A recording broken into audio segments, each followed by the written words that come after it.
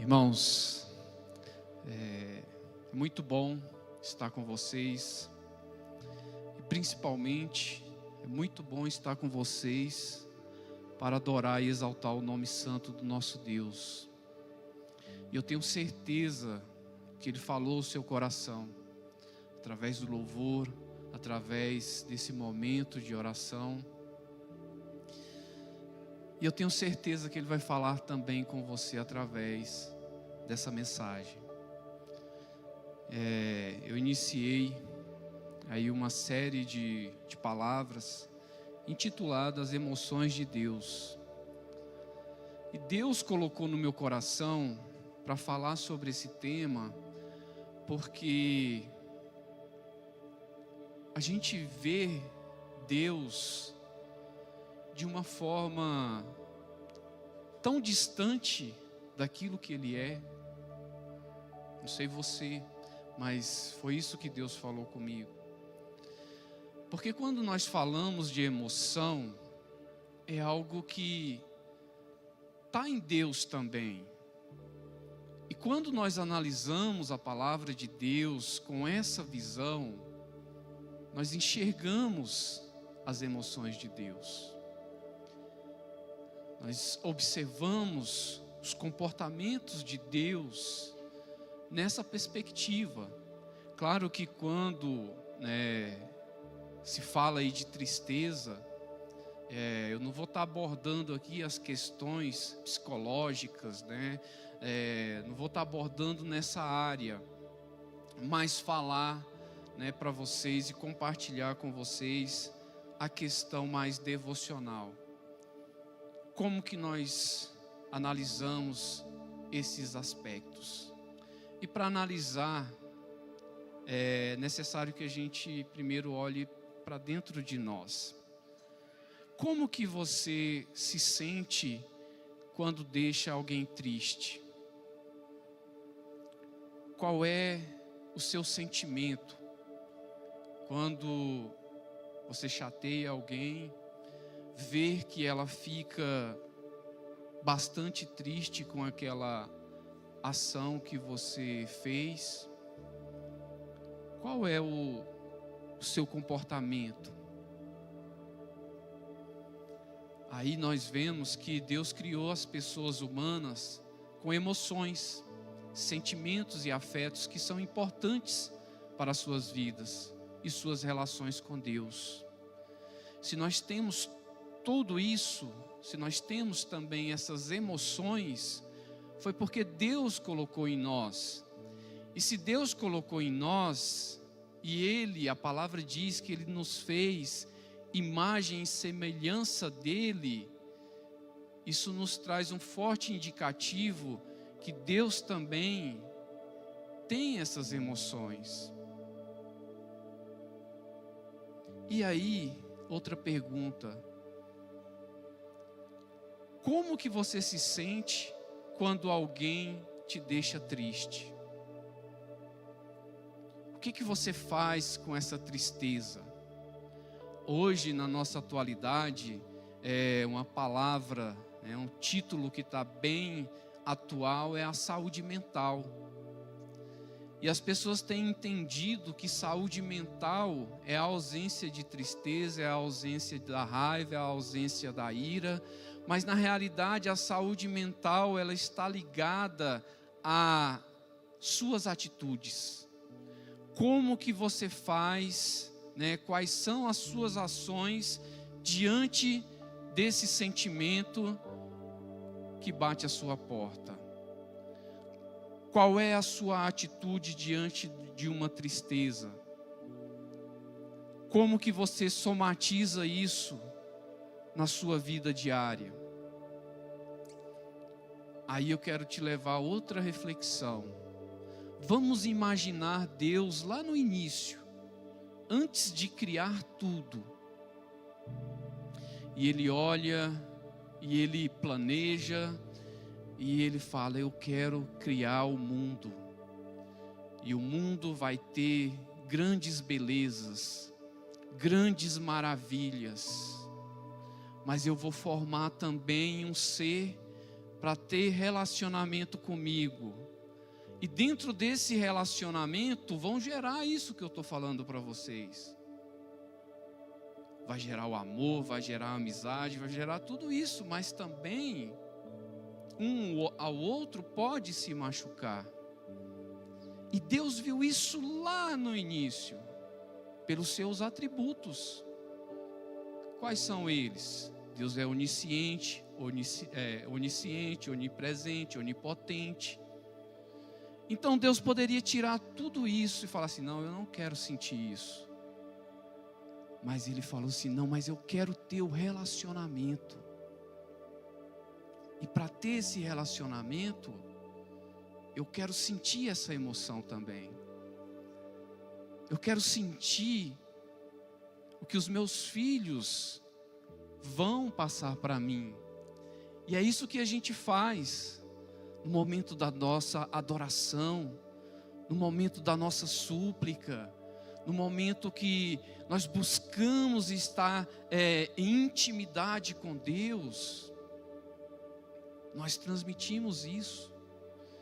E aí, qual o significado dessa tristeza? É uma dor emocional, que ela é experimentada quando triste ou infeliz. E aí, como que nós tratamos tudo isso? Lá em Efésios 4:30 diz: e não entristeceis o Espírito Santo de Deus, a qual está selado para o dia da redenção. Essa palavra nos traz a certeza que nós podemos entristecer o Espírito Santo. E quando que nós fazemos isso? Qual é o momento que a gente pode entristecer o Espírito Santo? Porque, como foi dito aqui, nós temos uma certeza lá da nossa redenção. Nós temos a certeza que um dia nós vamos encontrar com Deus. E eu quero até acrescentar: se Ele não voltar antes, de 10 anos, 5 anos, 20 anos, uma coisa nós temos que ter certeza: e no máximo 120 anos aí, todos nós vamos encontrar com Ele. E aí? O que a gente fez para não entristecer o Espírito Santo de Deus? Qual foi as nossas ações? Dentro desse versículo, o que se destaca? Não entristeçais. Por quê? Visto que o Espírito Santo reside em nós, cada parte de nossa alma e de nosso corpo deve ser consagrada. E essa consagração, ela exige um posicionamento. E se a gente não faz isso, é como se a gente estivesse expulsando o Espírito Santo dos seus aposentos. Quando a gente fala: nossa, o Espírito Santo habita em mim, isso é maravilhoso, né? Isso é tremendo. Isso é muito santo. Mas quando a gente começa a expulsar Ele, varrer Ele da casa dele, tirar Ele de dentro do nosso coração, isso vai além de uma participação no culto, isso vai além de um momento de adoração. Isso é 24 horas. Nós temos que trabalhar para que o Espírito Santo permaneça em nosso coração e não de expulsá-lo. Porque a cada momento que a pessoa permite que isso aconteça, ela está entristecendo o Espírito Santo. E por isso que é muito importante que você traga esse sentimento no seu coração. Como que você se sente quando alguém te entristece? Como que você fica? Qual é os seus pensamentos, as suas emoções? Porque imagine Deus que criou todas as coisas pensando em você. Ele criou todo esse sistema que vocês podem enxergar, respirar, aquilo que a gente nem dá valor. Que ao amanhecer, ao acordar, você respira e você tem vida, porque Deus permitiu. A primeira ação sua, abrir os seus olhos, depois levantar da sua cama. Sabe por que você tem tudo isso? Porque Deus te deu. E mesmo assim, muitos não se esforçam para manter o Espírito Santo, para alegrar o Espírito Santo. E passam os seus dias entristecendo o Espírito Santo, expulsando ele dos seus aposentos, sem estar nem aí, sem se importar. Sabe, quando alguém, talvez você já passou por uma situação parecida, fala assim: olha, você me magoou naquela situação. Aí de repente a pessoa fala assim: nossa, mas eu nem percebi. É dessa forma que as pessoas estão agindo hoje, estão entristecendo o Espírito Santo, hora após hora, e não estão nem percebendo. E sabe o que isso provoca? Olha o que diz lá em Provérbios 15, 13. O coração contente alegra o semblante, o coração triste deprime o espírito. Veja que não vale a pena você estar com um semblante alegre.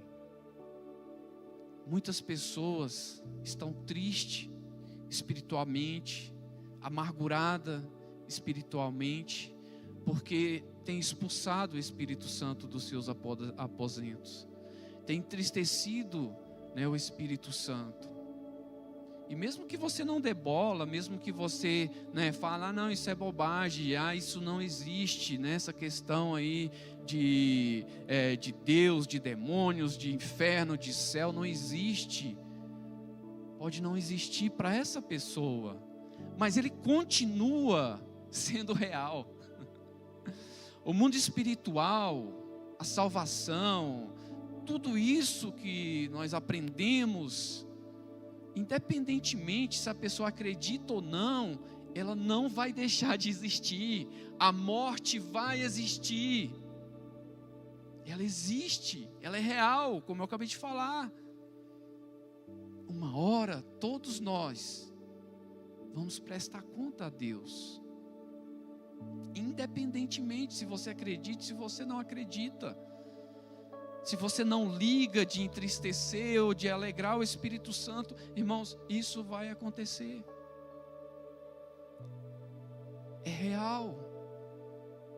E nós sabemos de tudo que Deus fez, de tudo que Deus planejou para nós, e mesmo assim, nós entristecemos o Espírito Santo. Lá em Isaías 63, 10 diz: mas eles irritaram seu Espírito Santo. Portanto, ele se tornou seu inimigo e lutou contra eles.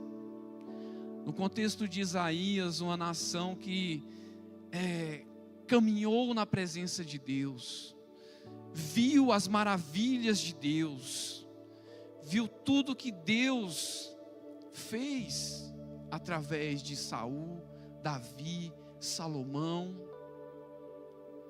E lá na frente eles se desviam dos caminhos do Senhor de uma forma tão profunda que Deus levanta o profeta Isaías.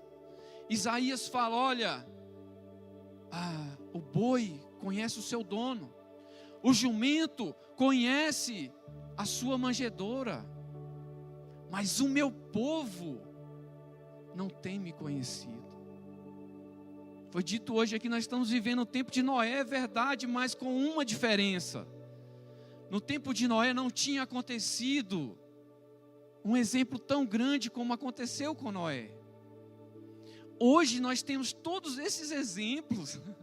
Nós temos a palavra de Deus, olha, não faz isso porque vai dar isso, não faz aquilo porque vai acontecer aquilo. Olha o tempo de Noé, o que aconteceu? Olha o que aconteceu com Sodoma e Gomorra. Olha o que aconteceu lá nos tempos de Isaías. O povo foi levado para o cativeiro, ficou lá até reconhecer de quem era a honra.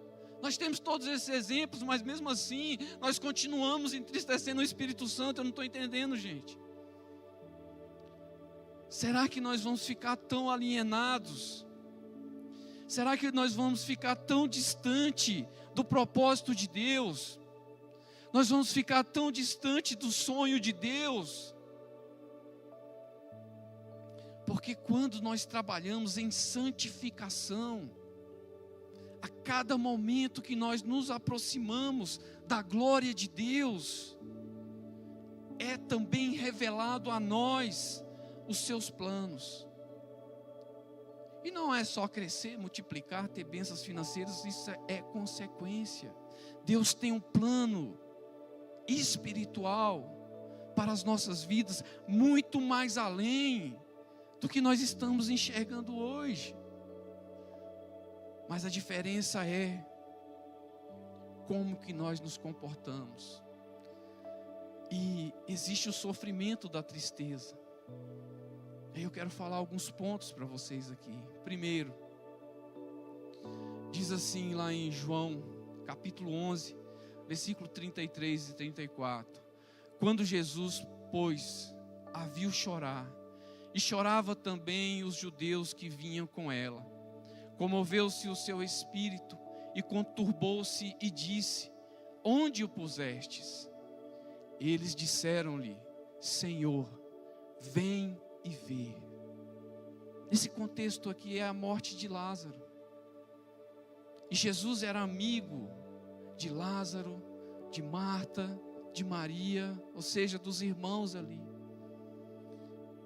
E Jesus viu aquela situação. E Jesus se conturbou no seu coração. E vinham com eles uma multidão para dar uma notícia para Jesus que Lázaro havia morrido. Veja que o Espírito Santo de Deus, ele se entristece a cada momento que nós chegamos com uma notícia má para ele. Notícia má que eu falo: Jesus, eu estou sofrendo, Deus, eu estou passando por isso. Ele sofre junto com você. Ele passa por esse momento junto com você. Mas Ele quer que eu e você venha tomar uma posição. Venha sair dessa tristeza. Porque Ele também está sofrendo. Ele também está junto da batalha. Ele não coloca você na situação e fala assim: ó, você escolheu esse caminho, então agora você que saia dele sozinho. Não, a partir do momento que nós clamamos, Ele está junto conosco. Então Ele sofre por perder queridos. Nesse momento aqui nós estamos falando de Lázaro e suas irmãs. Mas hoje acontece a todo momento, porque nós somos o povo escolhido de Deus, a nação eleita, que buscamos andar nos seus caminhos, e nós nos tornamos amigos de Deus, e Ele sofre a todo momento. E aí diz: Jesus contemplou o sofrimento dos seus amados. Sabe o que isso significa, irmãos? Que Jesus olha assim e fala, Ele fica muito triste pela consequência do pecado. Ele sofre por isso. Porque tudo que nós fazemos tem a consequência, seja positiva ou seja negativa. Mas Jesus sofre. E diz também que ele se agitou no seu espírito. Sabe o que isso significa? É que a dor era tão grande que o seu espírito fica agitado. Ele se comove e depois, como diz o versículo, Jesus chora. Ele chega aqui no mais profundo dos sentimentos, o choro. Ele traz aquilo à existência. Nós não conseguimos chorar por acaso, né? Ninguém chora por acaso. De repente você passa, por que você está chorando? Não, de repente me deu vontade. Não. É um sentimento, né, que vai para o nosso coração, começa a apertar e aí se desenvolve o choro.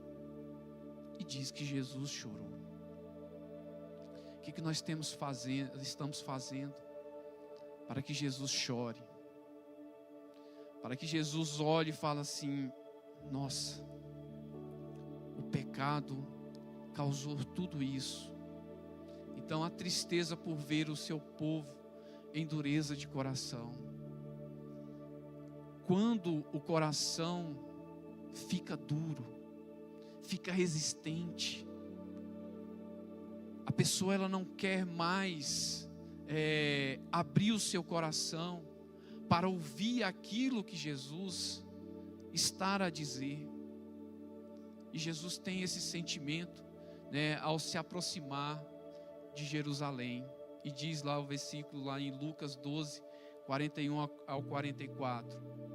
Aproximando-se ainda mais, Jesus contemplou Jerusalém e chorou sobre ela, dizendo: ó, se também tu, ao menos nesse dia que te é dado, conhecesses o que te pode trazer a paz, mas não, isso está oculto aos teus olhos. Virão sobre ti dias em que os teus inimigos te cercarão de trincheiras, te sitiarão e te apertarão de todos os lados. Eles destruirão a ti e os teus filhos que estiverem dentro de ti, e não deixarão em ti pedra sobre pedra, porque não conheceste o tempo em que fostes visitada. Duras palavras, não é, irmãos? Jesus olhando para Jerusalém, olha, reconhece, eu estou aqui. Olha, se você reconhecer aquele que te traz a paz, os livramentos vão ser esses. Porque vão acontecer dias em que o inimigo vai te cercar, vai te oprimir, vai te apertar. E você pensa que é só você que vai sofrer. Não, seus filhos também vão sofrer. Mas eles não reconheceram. Antes colocaram ele em uma cruz do que conhecer a Jesus. Então veja, talvez hoje você possa estar numa condição confortável e não tenha visto ainda as bênçãos que Deus tem sobre a sua vida. Então é momento de buscar a alegria do Espírito Santo e não de entristecer o Espírito Santo. E Jesus, passando por tudo isso, ele olha e fala: não tem jeito, eu tenho que pagar um preço.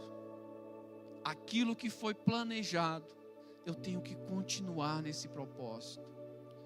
E aí vem o local especial da tristeza. Talvez alguém aqui já passou por aquele momento de estar tão triste que não quer conversar com ninguém, né, que não quer falar com ninguém, quer ficar no seu cantinho, ali, né, pensando no que está acontecendo. E nós temos aqui o exemplo de Jesus, que ele sofreu a vida inteira. Imagina, se você de repente está pensando: nossa, mas minha vida ficou tão ruim nesse ano. Esse ano eu estou passando por tanta tribulação, por tanto desespero, por tanta luta. Imagina uma pessoa que sofreu a vida inteira. Jesus. Nossa, José, Jesus sofreu a sua vida inteira. E aí ele tem um propósito. Jesus, ele tem um objetivo. E ele não desistiu. E quantas vezes nós pensamos em desistir por apenas um momento, por apenas uma situação, nós pensamos em desistir. Jesus foi totalmente o contrário. Todo momento, ele estava se fortalecendo. Mas qual era o seu segredo? Aonde que ele procurava se fortalecer? No Pai. No Pai. Então toda a sua existência entre nós foi partilhada de sofrimento. Mas há um lugar especial em que a tristeza se manifestou de maneira mais aguda. O jardim do Getsemane. Lá Jesus sentiu na pele. Lá Jesus passou por tudo isso, mas em busca de um propósito. Em Mateus 26, do 36 ao 37, diz: em seguida, foi Jesus com eles a um lugar chamado Getsemane, e disse a seus discípulos: assentai-vos aqui enquanto eu vou ali orar. E levando consigo a Pedro, aos 2 filhos de Zebedeu, começou a entristecer e a angustiar-se. Naquele lugar, Jesus começou a ter esse sentimento. Mas veja que Jesus, ao sentir a aproximação de tudo se consumar, ele vai buscar a fortaleza no Pai. Ele vai buscar o refrigério no Pai. E é naquele momento, quando ele se entristece, ele começa a entregar as suas orações para Deus. Isso é tremendo, porque muitas vezes nós buscamos a saída, o refúgio, né? A válvula de escape em outros lugares. Jesus foi para o monte orar, porque ele sabia que estava se aproximando. Ele sabia que era difícil, mas ele vai buscar o seu lugar de refúgio no Pai. Então a confissão de sua tristeza, o que Jesus fala? Então lhes disse: a minha alma está profundamente triste, e triste até a morte. Ficai aqui e vigiai comigo. Não era só uma tristeza artificial, uma tristeza, pequena, mas era uma tristeza até a morte. Jesus coloca essa profundidade para mostrar o quão grande era aquele momento. E ele fala: ficai aqui e vigiai comigo. Jesus procura companhia. Ao mesmo momento ele fala com você: olha, você está triste? Eu estou aqui para orar com você. Eu estou aqui para te ajudar. Mas aí nós não. Eu acho que eu consigo resolver dessa maneira. Eu acho que eu tenho força para isso. Eu acho que eu consigo resolver desta forma. E aí vem o grau da sua tristeza. Profundamente triste. Profundamente abalado. Mas não derrotado. Mas não vencido. Ou seja, a luta, ela não diminui. As barreiras não vão diminuir. O que vai aumentar é a nossa fé. O que vai ser mais forte é a minha e a sua fé. E quando nós aprendemos a trabalhar, quando essa tristeza bater na nossa porta, você fala assim: não, maior é o que está em mim do que o que está no mundo. É isso que nos dá força para vencer as batalhas. E nesse momento Jesus tinha uma batalha a ser vencida. Jesus estava travando uma luta. E ele busca a sua força no Deus que pode todas as coisas. O seu pedido de socorro: ficai aqui e vigiai comigo. O que os discípulos ali poderiam fazer? Estar ao lado de Jesus. Nós precisamos estar ao lado do Mestre. Quem pode todas as coisas é Ele. Mas Ele fala: vamos, fica aqui comigo até a consumação dos séculos. Fique aqui comigo, que vocês vão ver qual é o meu verdadeiro propósito na sua vida. Ficar comigo e vigia. Entenda o que está acontecendo ao seu redor. Porque o diabo, ele é astuto. E ele não vai chegar em você e vai falar assim: olha, eu vim para roubar, matar e destruir. Eu sou o diabo. Não. Ele vai trazer situações que você nem enxerga, mas que está te conduzindo para longe de Deus. Então ficai com Cristo. A súplica que ele fez, Mateus 26, 39. Adiantando-se um pouco, prostou-se sobre o seu rosto, orando e dizendo: meu Pai, se possível, passe de mim esse cálice. Todavia não seja como eu quero, e sim como tu queres. Nós estamos fazendo essa oração, que não seja feita a nossa vontade, mas sim a de Deus. Se nós queremos morar no céu, se nós queremos estar perto de Deus, nós temos que entender que o Espírito Santo, ele não compactua com o erro.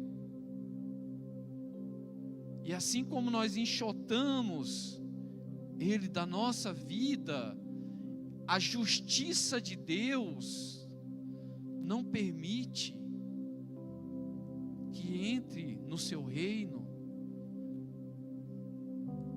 a raiva, a amargura, sentimento de vingança. Então tudo que acontece serve de um crescimento para nós. E esse crescimento vai nos levar para perto de Deus, vai nos capacitar a estar perto de Deus. Isso que nós precisamos entender. A súplica aponta para a intimidade com Deus. Quando nós suplicamos, nós nos aproximamos mais de Deus. E tudo isso tem a intensidade da sua tristeza. A intensidade da tristeza foi tão grande que ele teve de ser consolado por um anjo. Imagina, gente. Imagine o estado emocional de Jesus naquele momento. Então apareceu um anjo do céu, né, que o confortava. Imagine o momento, mas ele não pensou em desistir. O que ele fez foi colocar a sua vida diante de Deus, para que fosse cumprido o propósito que Deus tinha colocado na vida dele. E aí eu quero encerrar com essa pergunta: você tem pensado em desistir do propósito de Deus na sua vida? Qual está sendo o seu posicionamento diante dessa caminhada? Porque Deus está a todo momento ao nosso lado. Nos momentos de tristeza, nos momentos de dificuldade, Ele quer caminhar com você. Ele quer estar ao seu lado. Ele quer te consolar. Basta que você fale comigo: fica aqui comigo, Deus. e Ele vai caminhar com você aonde você for, desde que você esteja na presença dEle. Amém? Glória a Deus. Deus abençoe a todos.